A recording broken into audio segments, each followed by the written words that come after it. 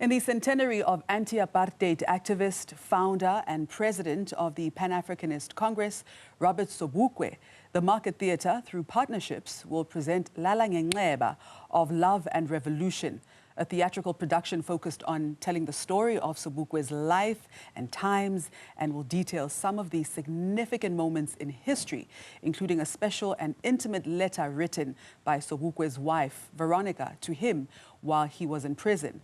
The play is written by Monageng Motshabi and directed by Palesa Mazamisa and will run from the 14th of November. Now, to speak more about this is director Palesa, as well as artistic director at the Market Theatre, Greg Holman. Good morning to the both of you, and thank you so much for joining us. Good morning. It's good to be here. Good to be here.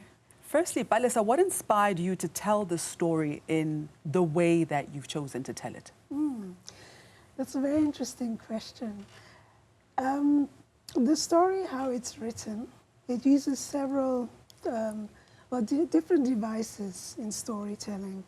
We use monologues, we use performance, we use sound, we use lighting to create, not just to tell the story, but also to create the feelings and to evoke the memories and the thoughts that Sobukwe and his wife Sondeni might have been experiencing. And we really would like to draw the audience into this experience and take them on a journey along what their lives possibly could have been.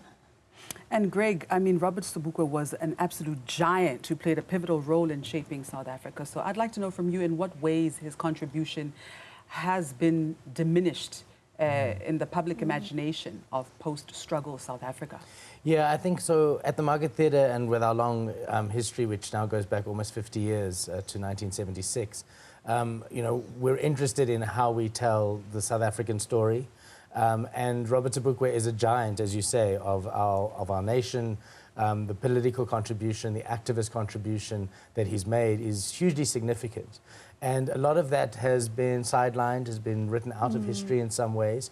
So although we know of the name and many people will know some of the politics, but his personal story and the way in which he's been marginalized, dating back obviously to apartheid, but even subsequently, is an important part of our national story.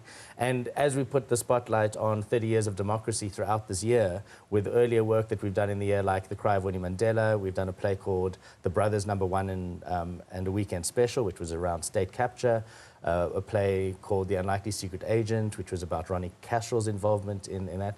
We felt that it was important that Robert Sobukwe's story is part of that 30-year reflection.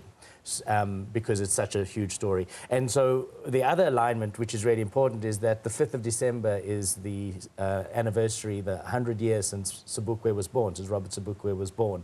So it felt like a perfect alignment if we start the production now in the middle of November and we run it through to the week that aligns with the centenary of Robert Sobukwe's birth. So we really feel like it's an important part of creating a complex and nuanced understanding of how we've gotten to this point as a country. Yeah, yeah. I love the fact that the story is told in a way that humanizes him. What for you, Palesa, really stands out of the story on Robert Sobukwe, his life, through this process of creating this production? It's his sacrifice. He sacrificed for this country, and with that he had to sacrifice his family.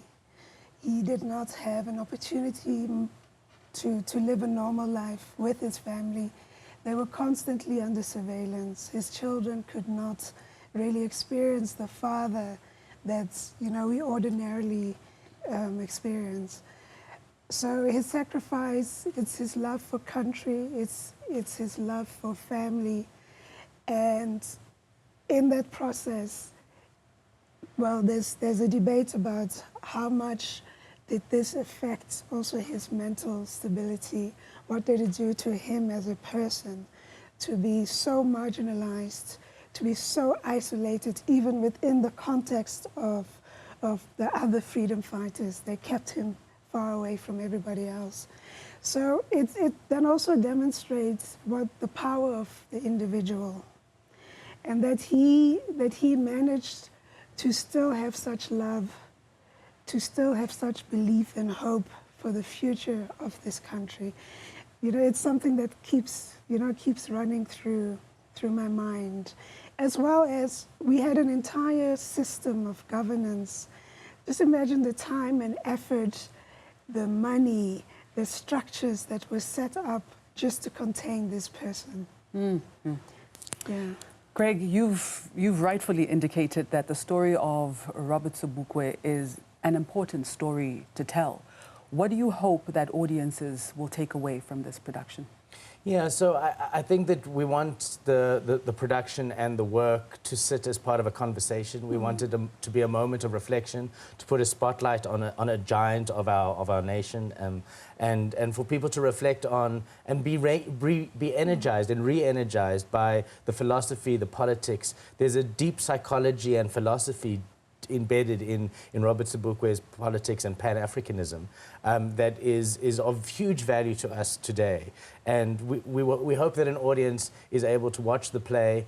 And the play is really a play about grappling. It's about going, what was this legacy? What was the struggles that he had personally? How did love really feed the activist role that he was wanting to play across the country? So all of that is part of the conversation. We've also aligned the opening of the work to a Pan-African festival. So we've got a Kazakamba Pan-African Theatre Festival, which will run with us over the opening weekend from the 14th to the 17th. And there's a collection of other work as well as an exhibition and installation that sits outside the theatre where this production will be, where people can actually write letters to Mr. Sobukwe, and they can reflect and state what they might want to say to him in a kind of artistic way, and we can display those letters and so on. So we're wanting this work to sit as the flagship production around a whole much bigger conversation, and create sort of debate and introduce the politics to perhaps people who are not so familiar with the legacy of this great man. Wonderful. So Palesa, who is your target audience and how do people get tickets? The target audience is really from 14 years up. This is a story that everyone from all age groups, well, should really come and explore, and as Greg says, be exposed to. Tickets are available at Web Tickets, and people can also go to the Market Theatre websites, which will directly lead them to the ticket sales. Fantastic. All the best, and thank you both so much for your time. We'll bring out those 14-year-olds all the way up. Please do. Please do. Thank you very much. Thank you. That was Lala Ngenxeba of Love and Revolution, director Palesa Mazamisa, as well as artistic director at the Market Theatre, Greg Holman. And this production will start from the 13th of November all the way through to the 8th of December 2024.